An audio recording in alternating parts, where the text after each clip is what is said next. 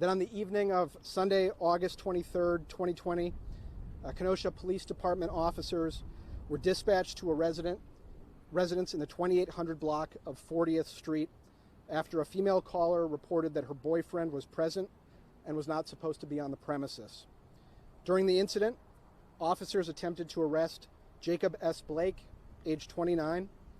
Law enforcement deployed a taser to attempt to stop Mr. Blake, but the taser was not successful in stopping him. Mr. Blake walked around his vehicle, opened the driver's side door, and leaned forward. While holding on to Mr. Blake's shirt, Officer Rusten Sheskey fired his service weapon 7 times. Officer Sheskey fired the weapon into Mr. Blake's back.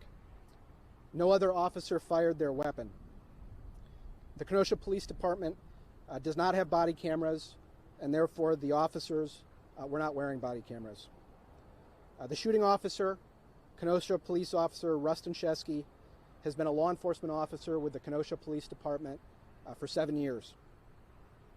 During the investigation following the initial incident, Mr. Blake admitted that he had a knife in his possession, and DCI agents, that's the Division of Criminal Investigation, recovered a knife from the driver's side floorboard of Mr. Blake's vehicle.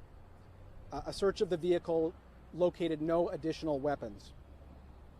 Law enforcement immediately provided medical aid to Mr. Blake, and Flight for Life transported him to Frederick Hospital in Milwaukee. Mr. Blake remains at the hospital.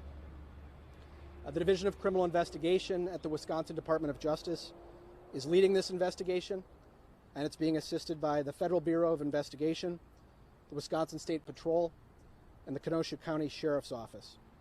All involved law enforcement officers are fully cooperating with DCI during the investigation, and the involved officers have been placed on administrative leave. As I said, this is an ongoing investigation, so that is the extent of the information regarding the facts of this case that we can share at this point. There have been interviews conducted of material witnesses, but the investigation remains ongoing.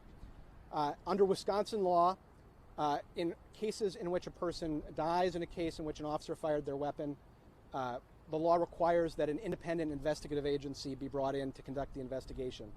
But in many other cases, the Wisconsin Department of Justice is brought in to conduct an independent investigation as well, and that is what is happening in this case. Our agency is the independent investigating agency. Our job is to gather the evidence as completely and thoroughly as possible and provide that evidence to the District Attorney's Office. I'm joined today by, among others, DA Mike Gravely. Their office then makes the determination about whether charges are filed. So that's the information I can provide right now about this case. Hey, NBC News viewers, thanks for checking out our YouTube channel. Subscribe by clicking on that button down here and click on any of the videos over here to watch the latest interviews, show highlights, and digital exclusives. Thanks for watching.